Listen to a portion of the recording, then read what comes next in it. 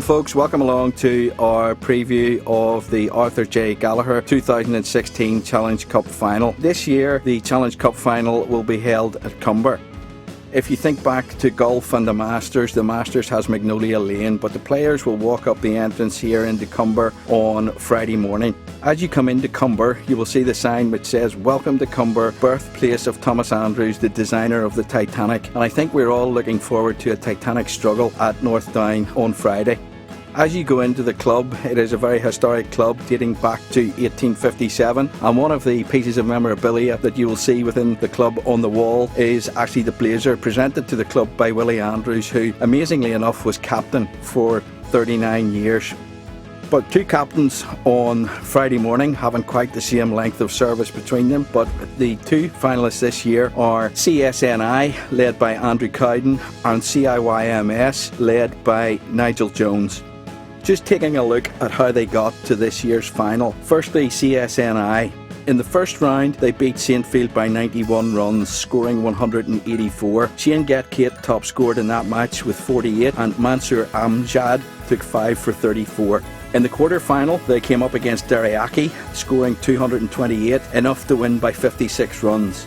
Here the top performances came from Andrew Cowden with 74, Jason van der Merwe with 64, and it would be hard not to mention for Derryaki, who's made a spirited attempt, Craig Lewis's 98. There were 3 wickets also on the CSNI side for Mansour Amjad and Alan Blaine. In the semi-final, again, to use that word, a Titanic struggle, they beat Warringstown by 7 wickets, scoring 195 for 3. Mansour Amjad with 71 not out, and Shane Gatcate with a rapid 46 not out. On the other side of the draw, CIYMS, in the first round they beat Woodvale by 8 wickets after bowling them out for 63. Man of the match there, Johnny Thompson, with 4 for 17. In the quarter-final, they beat Downpatrick by 183 runs after posting 266 for 5. Captain Nigel Jones with 88 not out, and Justin Kemp 63. And on the bowling side, Johnny Thompson 3 for 11. In the semi-final, the much talked about, once played, twice delayed semi-final, which eventually became a T20 game, they beat Carrickfergus by 7 wickets after bowling them out for 107. Feature performances here, Alan Coulter 4 for 15 with the ball, and the eventual man of the match, Johnny Thompson, who scored 47 not out.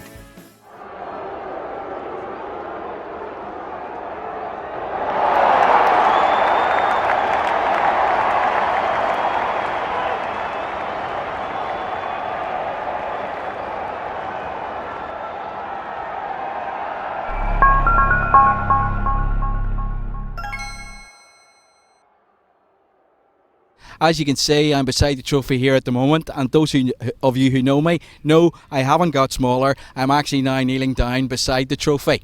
This trophy has a lot of history, dates back to 1887. Cricket was a different game back then, as we all know. A lot of the clubs then were based around possibly the mill villages, this kind of thing. But there have been 3 great clubs throughout the whole history of this competition. These names are on this trophy more often than any others. North Down, Warringstown, the old north of Ireland, now CSNI. If we look back over the history of the competition, we will find we've had 60 over competition, we've had 2-day finals, we've had white clothes, we have now everything has changed. We are a 1-day final, we're a 50 over final, we have coloured clothes. The other thing that has changed for 2016, of course, as well, is we have a new sponsor. The new sponsor this year, Arthur J Gallagher. And firstly, I'd like to introduce you to Arthur J Gallagher.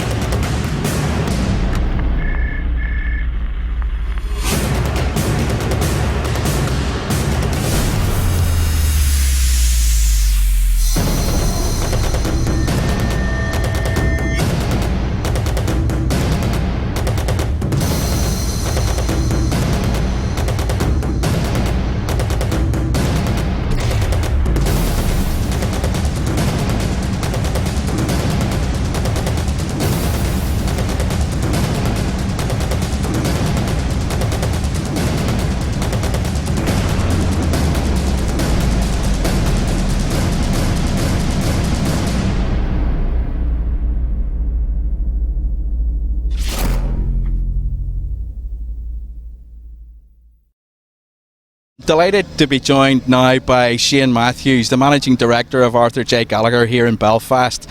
First, I'd like to begin by asking you, Shane, Arthur J Gallagher, maybe it's not a name that's well known to a lot of people here in Northern Ireland. Maybe you could give us a little bit of background. Well, thanks, David. Arthur J Gallagher, we're the fourth largest insurance broker in the world. We're a large multinational insurance broker, but we've been long established in Northern Ireland. We've been based in Belfast for about 60 years now, and we've a team of about 70 people in the office in Belfast. All our clients are businesses and companies based in Northern Ireland. Shane, I mean, obviously people will want to know, why did you decide to get involved with the Challenge Cup and the Northern Cricket Union? I mean, what's it about for you? Well, the main reason, David, was that we're very much a community broker. Although we're an international business, we're embedded in the community, but we're not a household name at the moment. We've got a new brand, so we felt that with cricket being a community sport, the Challenge Cup is long established. We thought it was the perfect way for us to get embedded and get our brand out there into the wider community, and it's worked very well for us. And now we have Gordon Markey. Gordon is the broking director here in Belfast for Arthur J Gallagher. Gordon, you very much have been involved, if you like, the hands-on role, the man on the ground who's been dealing with this sponsorship. How's it been for you? Really enjoyable.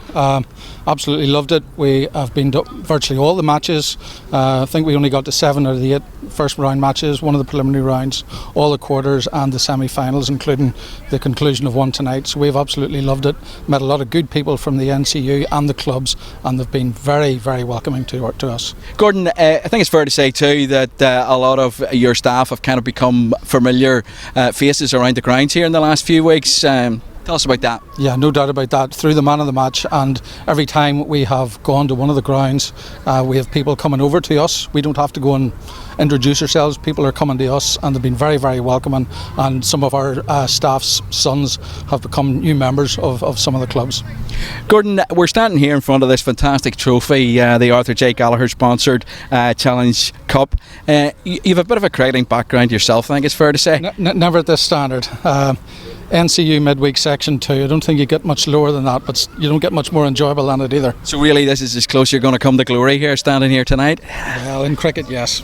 Gordon, thanks very much for your time. Thank you, David. Cheers. Folks, I'm delighted to be joined now by Peter McMorran, who is the President of the Northern Cricket Union, and Richard Johnson, the Union Sponsorship Officer. If I can turn first to you, Peter.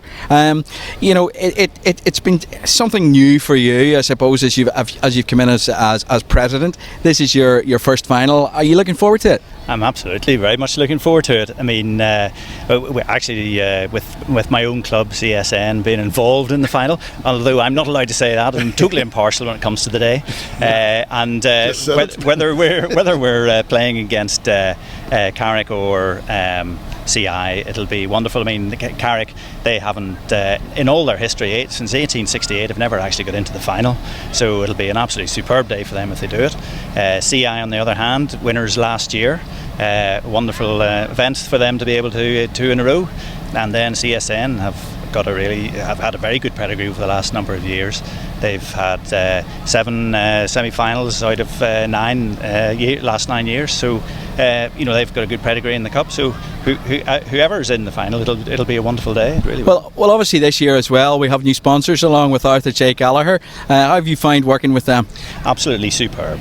They've been a real enlightening contribution to the tournament. It really is. They Shane Matthews, Gordon Markey, the two of them and their team have turned up to a lot of the matches and handed out the Man of the Match awards.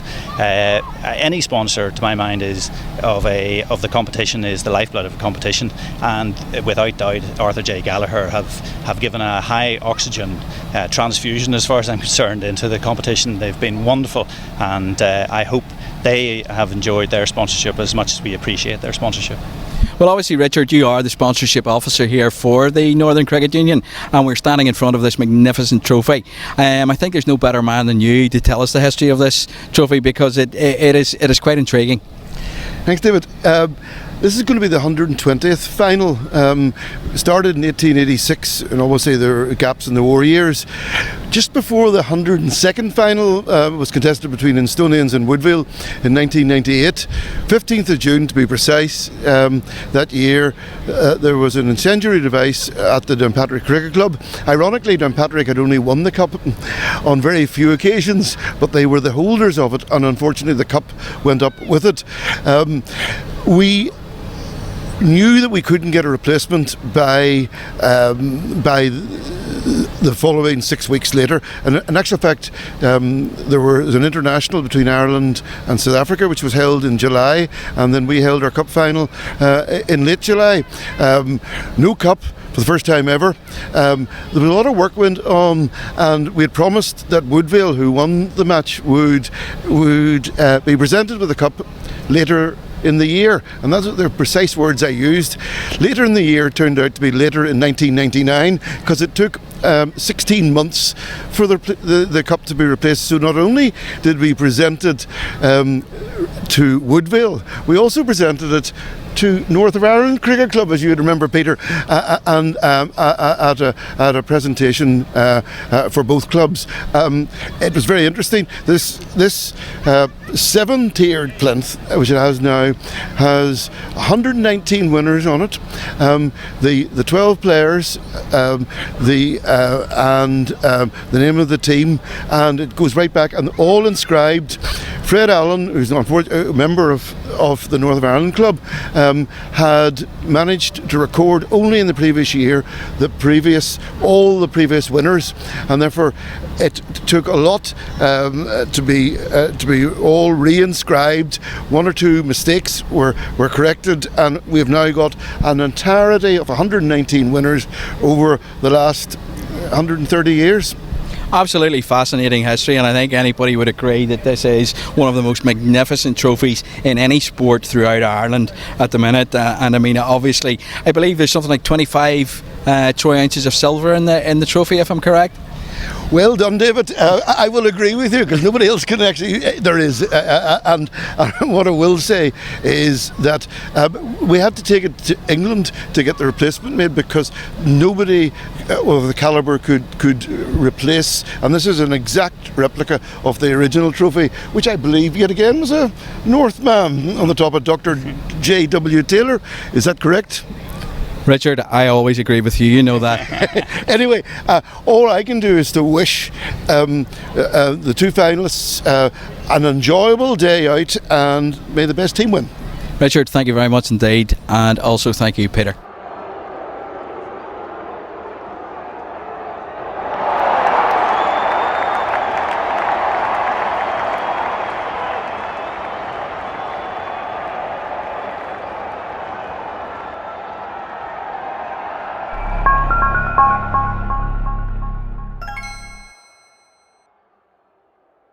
I'm delighted now to be joined by both skippers. Beside me I have Andrew Cowden, and over here we have Nigel Jones. I think this final maybe in some ways is a little bit unique. We have two Belfast teams. We have the holders, and we have a club with an absolutely magnificent tradition in the Challenge Cup. I got turned to you first, Nigel, because in many ways you're going for something quite unique here. This potentially could be 3 in a row for you, but the interesting part is in 2014 you were very much part of the furniture here. 2015 you won it with CI, obviously, and now 2016 you're back as skipper of CI. How's that feel? Yeah, I guess Holmesy, that's not something I take for granted. I must say, I'm pretty honoured to be potentially going into my third and potentially the opportunity of winning 3. Obviously that would be fantastic. It's something I can probably look back on. But I do, these things are not easy to win. They're not easy to win. I certainly know when time served us north, I've had some hard battles, and we were on the back end in Wallace Park 2011. It's never much fun when you're obviously busting balls and you're not getting the result. But having a couple of wins along the way has been great. Hopefully this year we can put our best foot forward and put in a good effort. Well, obviously, turning to Andrew now. Andrew, for you, 2014, you obviously played under Jonesy in that memorable win. In fact, you might actually say you won the trophy for him that day.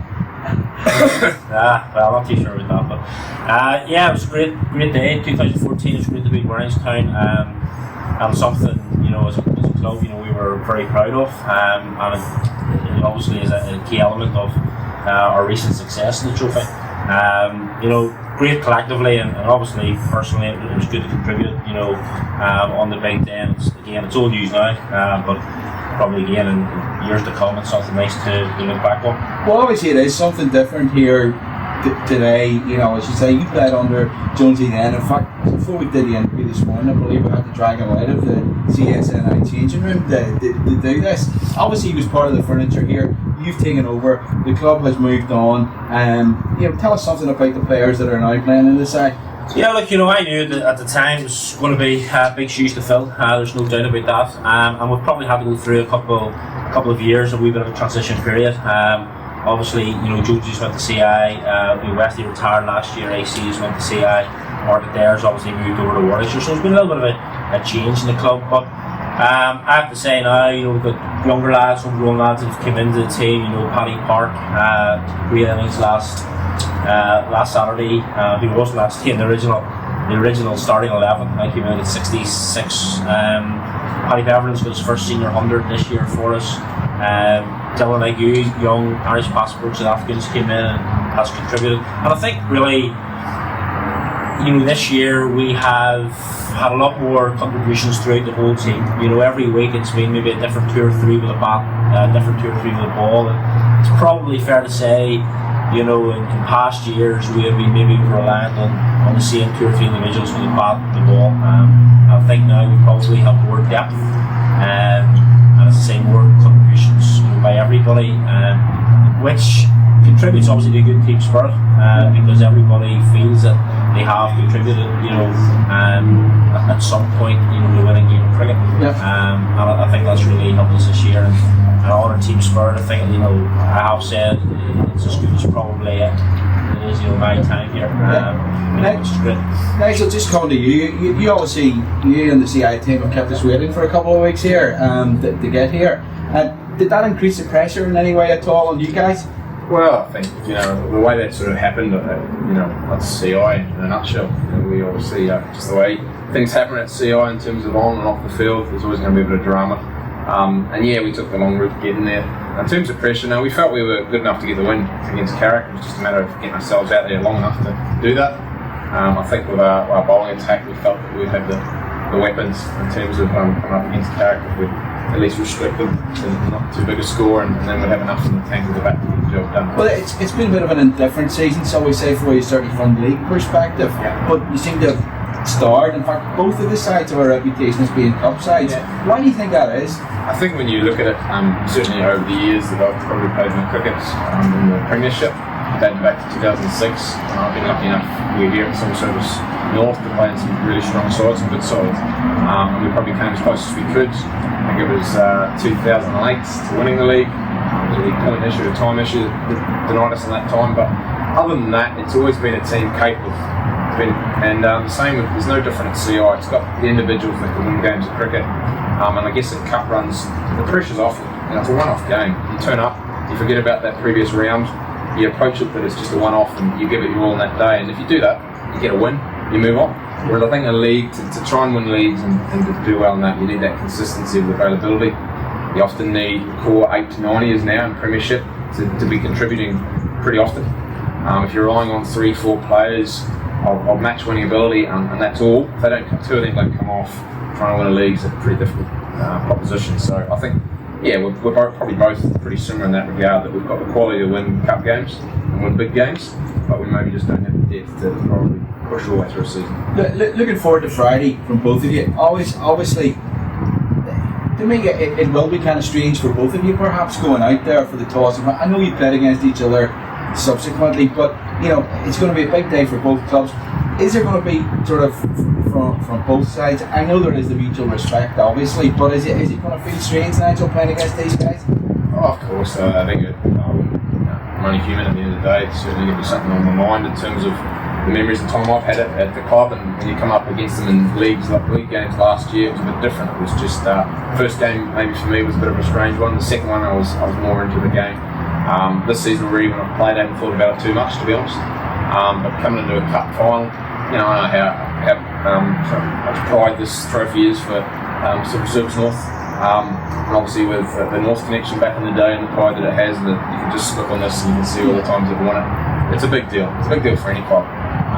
For CI last year, obviously winning it for the first time was a big thing. So I know that now, with the fact that CI we've managed to lift this, I know they're pretty keen to do it again and create a little bit of history of their own. Yeah. It's obviously pretty new history, but there's no better time to start than this coming forward. I think that's a fair point, Anthony. Very much CI, the new kids in the block, the tradition of winning this trophy so many times. As you say, you have stepped into Nigel's shoes. You're your own man now leading this side. This is obviously a really big day for you as an individual and the club. Yeah, it's a massive day for the club, and it always has been, to be honest. We're delighted to be there. There's a cup that we've in recent years done very well in, and obviously north of Ireland done very well in the past as well. So it means an awful lot to the club. The guys are delighted to be there, and it's something that we're very, very keen to get our hands back on. Gentlemen, I'd like to thank you both very much for coming along here today and talking to us just about what's going to be going through your heads and what you're thinking about as you come into this. For me, I'm looking forward to Friday. I think it's going to be a great day's cricket. I'm going to do my usual. I'm going to sit on the fence here and say I think we've got two great sides, both with obviously key players. If the key players turn up, I think we're in for a tremendous day of cricket. I hope, unlike today, we're going to be blessed with the weather. And I don't think it's too much to finish this interview by asking you two guys, who are decent friends, that have a handshake. Yes, you too, boss. Ireland's weekly cricket show. This is the Slog Sweep.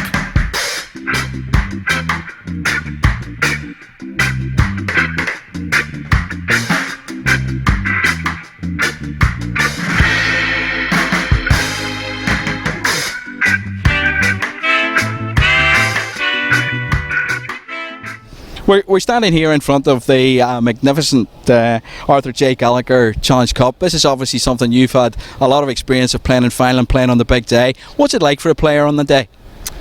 It's only great if you win it. I've experienced winning and losing the Senior Cup final, and certainly the good memories are the winning ones, and still harbour bad memories of the losing days, but it can be a nerve-wracking day, especially if it's your first final or whatever. But I think it's a day that you're looking to big players to try and stand up and put in the match-winning performances. But and that said, sometimes it's guys who don't often get the recognition that do the business. So it's a day for everybody to perform. I think you're right. Sometimes we've seen some of the finals recently. It hasn't necessarily been the big name that has stood out. It's been somebody who is one of the bit part players, shall we say. And for some of these guys, it will be the defining moment of their career, unlike yourself as an international player. Well, I think one of the names that springs to mind, and with no lack of respect to him, Andrew Cowden won the final for Civil Service North a number of years ago against Warringstown in a role that maybe he wasn't accustomed to, which was a bit of a run chase and having to up the run rate towards the end. So yeah, it's a great opportunity for everybody involved, and you're just hoping that you come out on the right side at the end of the day. Well, obviously now we have a one-day final rather than a two-day final. Do you think that detracts from it at all, or are you a one-day man? No, I think it adds to it. I think if you go back through the history books, the first innings was always a bit of cat and mouse, and the game only really came to life in the second innings. So I think it's a one-day competition right throughout, and I think it's best that the final is that. I think it attracts people to the ground on the one day, and it gives that opportunity for somebody to be a hero as well. Well, tell me, on the morning of the final itself, when you're waking up, do you feel the nerves? There's always that air of anticipation. There's a different feel about it, but as I said, once you get to the ground and get the gear on, it's just like another game at the end of the day. And I suppose for batters, you want to get a few runs under your belt, and for bowlers, you want to get the first few overs done and dusted. But no, I think we're that used playing each other now in terms of the opposition that. Each team knows the strengths and weaknesses and what to look out for. So, certainly this year should be a good final, no matter who's in it. Well, obviously you're not going to be involved yourself this year. Will you still be along as an interested spectator? Yeah, I think it's a day that any local player should try and support. It's the pinnacle of the calendar, and hopefully there's a good crowd turnout at Cumber on the 27th. Andrew, thanks very much for your time. Pleasure.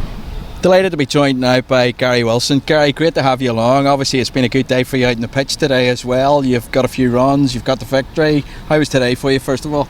Yeah, well, a bit of relief really. To lose the series 3-1 wouldn't have been great, so we're all we can do is try and win our next game. So to come back twice in the series was pretty pleasing. Yeah. Obviously Irish cricketer, Surrey cricketer, but for the purposes of this magnificent trophy standing in front of us, a CSNI man. You've played in the final yourself. Take us back to your experiences, Gary. I think I've played in 2 finals. One here against North Down, where we come out in the losing side of a David Kennedy. I think he got 100 in each innings, or he certainly got big runs in each innings. Around 2003 maybe, and then Warringstown at Downpatrick. He'd be testing me on the year, but I guess 2010, 11 maybe, and unfortunately we came out in the right side that time round.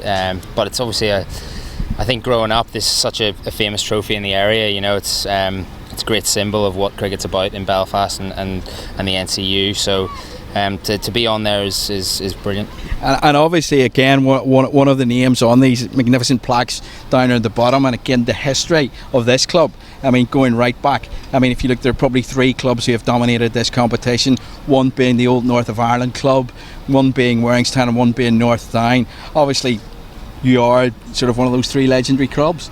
Yeah, I think especially Civil Service North, as we are now, we've sort of been more of a cup team over the last, since we formed really. We haven't been lucky enough to actually win a league yet, but as I said, look, it is a great piece of history, that trophy, and to be on there. Growing up, I went to countless finals, and I actually remember the old North of Ireland losing the final to Woodville, sitting in the club. I couldn't get to the game and ringing every 2 minutes to find out how the score was. So it really was special to get on there. And I know it still is important to you, because those of us who follow you on social media, we know when there's a cup game on, we can see Gary Wilson in there straight away with the tweets, the encouragement. You really are a true fan, even though you're not maybe here. Yeah, look, I'd love to try and play a bit more, but unfortunately circumstances don't allow it at the minute.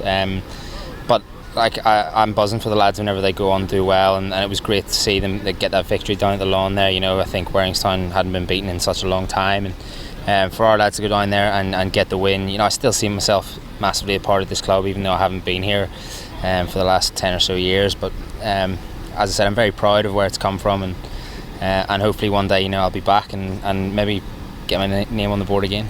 Yeah, well, I mean, that's an interesting question. A lot of people would maybe like to ask the question, is there any chance of seeing you in the final this year? Not in the final this year. I haven't played in any games leading up to it.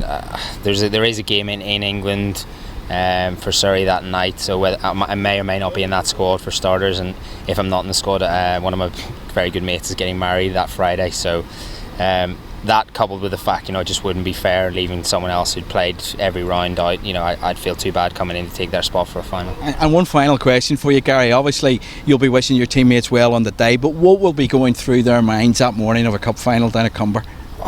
Pure excitement, hopefully. They just need to enjoy the day. It really is a great day, because everyone in the NCU, there'll be a decent crowd there, and Cumber is a brilliant place to play cricket. Great atmosphere, and hopefully the lads just wake up in the morning really looking forward to getting out there. So I'll be following very closely. If I am at the wedding, not in the first team squad, I'll maybe even nip down if my wife lets me in the morning and get down and support the lads and give them some encouragement. So I can expect to see a few tweets from you, is that what you're saying? You'll definitely see a few tweets from me, yeah. More than a few if it's going well, and I might even throw my head around the corner if I'm in the country. Gary, thanks very much for your time. Appreciate it, mate. Cheers. Well, folks, that's the end of our programme today. We hope that you have enjoyed it. I'd like to thank all who've contributed to the programme, and as we look forward to Friday, let's hope that the weather relents, we get a good day, we have an enjoyable game of cricket, and may the best team win.